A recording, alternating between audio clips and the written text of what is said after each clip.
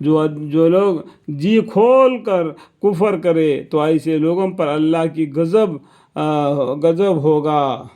ہوگا اور ان کو بڑی سزا ہوگی۔ یہ اس سبب سے ہوگا کہ انہوں نے دنیا زندگی کو آخر کے مقابل میں عزیز رکھا، اور اس سبب سے ہوگا کہ اللہ تعالیٰ ایسے کافروں کو ہدایت نہیں کیا کرتا۔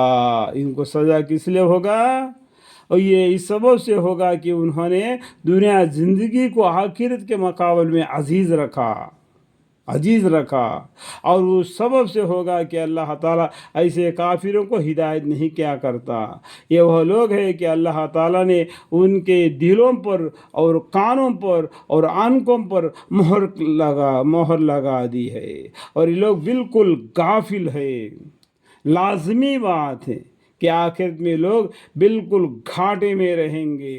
پھر بے شک آپ کا رب ایسے لوگوں کے لیے جنہوں نے مبتلا کفر ہونے کے بعد ایمان لا کر ہجرت کی، پھر جہاد کیا اور قائم رہے، تو آپ کا رب ان اعمال کے بعد بڑا مغفرت کرنے والا، بڑا رحمت کرنے والا ہے۔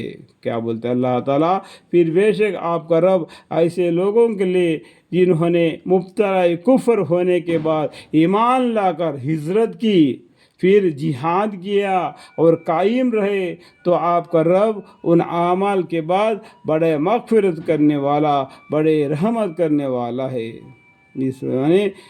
اور قائم رہے تو جو پھر جہاد کیا پھر قائم رہے، تو آپ کا رب ان اعمال کے بعد بڑا مغفرت کرنے والا، بڑے رحمت کرنے والا ہے۔ جس وقت ہر شخص اپنی ہی طرفداری میں گفتگو کرے گا، اور ہر شخص کو اس کے کیے کا پورا بدلہ ملے گا، ان پر ظلم نہ کیا جاوے گا۔ اللہ تعالیٰ ایسے بستی والوں کی حالت عجیبی بیان فرماتے کہ وہ امن و اطمینان میں تھے، ان کے کھانے پینے کی چیزیں بڑی فراغت سے ہر چار طرف سے ان کے پاس پہنچا کرتی تھی، سو انہوں نے خدا کی نعمتوں کی بے قدری کی۔ اس پر اللہ تعالیٰ نے ان کو ان حرکت کے سبب ایک محض قحط اور خوف کا مزہ سکھایا۔ اللہم اغفر لی۔ اور ان کے پاس انہی میں کا ایک رسول صلی اللہ علیہ وسلم بھی آیا، سو اس کو انہوں نے جھوٹا بتلایا، تب ان کو عذاب نے آن پکڑا، جب کو بالکل ہی ظلم پر کمر باندھنے لگے۔